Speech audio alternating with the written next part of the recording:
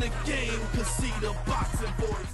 Welcome back, gang, for the first time and hopefully many more to come. Don't forget to subscribe to the YouTube channel and click on the notifications right here, this little bell, so you can get those emails every time we go live. Hey, this is Ron from The Boxing Voice. I'm here with trainer Jay Deas. How's it going? Doing good, doing good. Excited to be here in camp. Now, fight was announced. Deontay Wilder, Dominic Breazeale going down. Immediate reaction when this fight was made. What was your thought? I was excited about it because the thing about it is with a mandatory, you know, is something you got to do. Is a mandatory. You've got to take care of your mandatory challenger. But this one, it is very personal for Deontay. So there's no thought of any sort of you know, is somebody gonna sneak in and try to get catch Deontay without all his focus. Well, Deontay's focused anyway, but when you add the fact to it that he's got a personal thing going here, he and Breazeale don't like each other, this makes it very, very good for you know, the mandatory also happens to be a fight Deontay has wanted for a while. That's what I'm trying to say. So with that being said, I mean, there's been cases where like Luis Ortiz has failed a drug test, and you know, Wilder was in preparation for it and the fight didn't happen. I'm sure that had a lot of frustration. Bermane Sterling too. It's a lot of personal things about him. Obviously, this one's real personal. Would you rank this kind of like the most, I guess, personal fight for Deontay Wilder out of them all? I would rank this as among the most personal fights that Deontay has had. This is just something where he really wants this fight, and this is a great opportunity for Deontay because, like I said, it satisfies a mandatory, and yet it's also personal. So for Deontay, it's the best of both worlds. Absolutely. So with that being said, the fight coming up, you know, in preparation of training camp, would you say that his mindset's been a little different heading into this fight than you've seen other fights? He's always had a great mindset when camp. Nobody takes boxing more seriously than Deontay does. He really focuses in each and every time. We've never had a letdown scenario or anything like it. But I will say that this has been fantastic. We're early in camp, but things are going very, very well, and I've been extremely pleased with everything so far. Now, with you being a great trainer, another great trainer has been recruited. I'm sure you know Virgil. Hunter has been picked up for Dominic Breazeale. What was your thoughts when he made that change in camp? Yeah, I don't know if Virgil has just been added to the team or if somebody was moved out to move Virgil in. Either way, he's certainly got great credentials, you know, and he brings a lot to the table. But at the same time, we're comfortable with what we do. We're happy with our team. We've had the same team for a long time. There's a chemistry and a continuity to what we do. We know each other very well, and so, you know, I'm thrilled with what we've got going, and I don't focus as much about, you know, who they've got in their corner.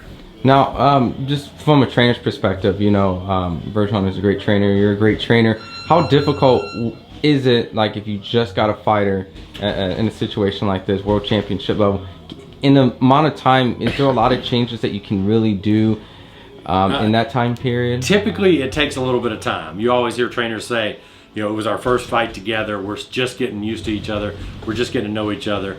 And these things do take time. Sometimes the chemistry is instant, and you just connect, and it's actually, you know, just what the fighter needed, and the results are very quick. But generally speaking, it takes a few fights for a trainer and a fighter to really gel and get to know each other. It's not an overnight type of thing. It's kind of like these TV shows where they get married in 3 months after first meeting each other. You know, the success rate hasn't been great. But Virgil's a very good trainer. Breazeale's a very good fighter, and if they're together for a reason.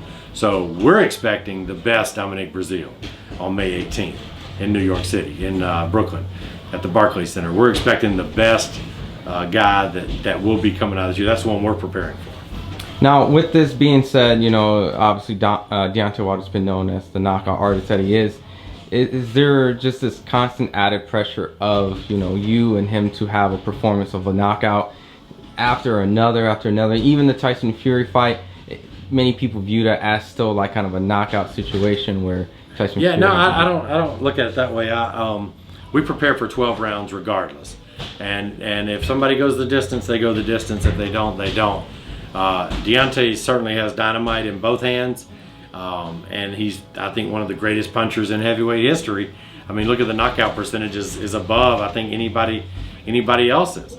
And he's had success against the highest level of competition. Look at his last, what, 2 fights last year, and then the one coming up. You're looking at Ortiz, Fury, and now Breazeale. I mean, that's high caliber, high level, top-notch opposition. And Deontay has proven his power, even when he's weighed, you know, very light weights for a heavyweight. He's a tremendous fighter, tremendous puncher. But back to your question, no, we don't go feeling any pressure about, oh, we've got to get a knockout. Deontay just does what he does, and it just so happens that what he does is produce knockouts, and it just so happens that what he does makes him the most exciting fighter in boxing today. Now, I wanted to switch gears a little bit, go a little bit more of the political route and some of the stuff that's been out, kind of get some of your thoughts. Sure. Obviously, the big thing was like the Dazn, the amount of money that has been produced out there for Dazn to acquire a fight like Dominic Breazeale and Deontay Wilder on their platform. A lot of the ruckus came that he turned it down, chose to go his route, your route, and the team's route. Can we elaborate a little bit more of, like, you know, why in a decision like that where it seems the undisputed fight could be made? Well, you got to look at all the parameters and all the things that came out. You know, all the information in a situation like this doesn't always make it to the public. We know what we're doing. We're very, very comfortable with what we're doing. Deontay is kind of betting on himself, like Stephen Espinoza said. You know, everybody thought Floyd was crazy when he turned down 6 fights, $12 million with HBO. But looking back at it now, would you say it's a wise move, or was he crazy? I would say it's probably the smartest move anybody's ever made. Well, Deontay, the same thing. The path that he's chosen is his own path. It leaves him free to do what he needs to do. Going with Dazn would certainly lock him in to a Joshua situation. Going with ESPN would lock him into a Fury situation. But right now, he's the sole guy. He's the guy that everybody has to come to by staying that, you know, that free agent type route. He's betting on himself. He's betting on his ability and his future. And I would just tell everybody, wait till you see what happens. Wait till you see at the end of the road, looking back, you know, wait till you see how he comes out, and then you'll see what we were after. Now, with, you know, social media obviously putting on the headlines, and it seems like some of the amount of money from promoters has been publicized. At any point, similar like how the $50 million kind of situation happened when you guys kind of offered something to counter their requirements and wants, do you guys see yourself kind of now maybe in the future producing some sort of offer, since the offers that they've been sending you has not met the needs? I think it's going to be tremendous. There's nothing that says that, you know, they have to make us an offer. We can make them an offer. I think all these big fights are going to happen, and I think they're going to happen pretty soon. But they're going to do it where it's type situation that's advantageous for Deontay Wilder. You know, we're not coming in as the B-side for anybody. Deontay Wilder is the heavyweight champion of the world. Deontay Wilder is the undefeated knockout artist. You know, Deontay Wilder is the American. He's the medal winner, the only medal winner for the United States. I mean, he's got all the credentials, and he is far and away, of the 3 guys we're talking about, Fury, Joshua, and Wilder, who is must-see TV? Who's the most exciting guy in that mix? I don't even think there's a question. You know, and if you want to go a step further, who's the guy that's fought the best competition? Like I said, look at the last 3. Look at the 2 and then the one coming up. Ortiz, Fury, and now Breazeale. If you looked at Joshua's, you would have what? Parker, Povetkin, Jarrell Miller, which is a good group. Not as good as Ortiz and Fury and Breazeale. And then you look at Fury and you've got what? Pineda, Wilder, and Schwartz. I mean, to me, it's simple. Who's the most exciting guy? Who's the knockout artist? Who's the American? Who's the most entertaining? And who's fought the best competition? Now, it's all Deontay. Now, from like the Anthony Joshua fans and the perspective from that point, they look at it like we've already beat Breazeale. You know, a fighter that, you know, well, fight. And Deontay had already beaten Molina. Mm-hmm. You know, I mean, so I don't understand the point.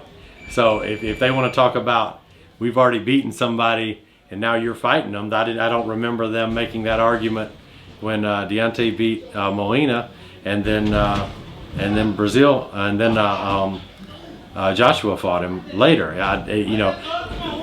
I would venture to say that in the heavyweight division, you're one big win away from being in the mix. And if you look at what Molina did after Deontay beat him, Molina got back in and knocked out Adamek, right? And earned his way back to the division in such a way that he got the fight with Joshua. Well, you look at Breazeale. Look at what he's done since he lost to Joshua.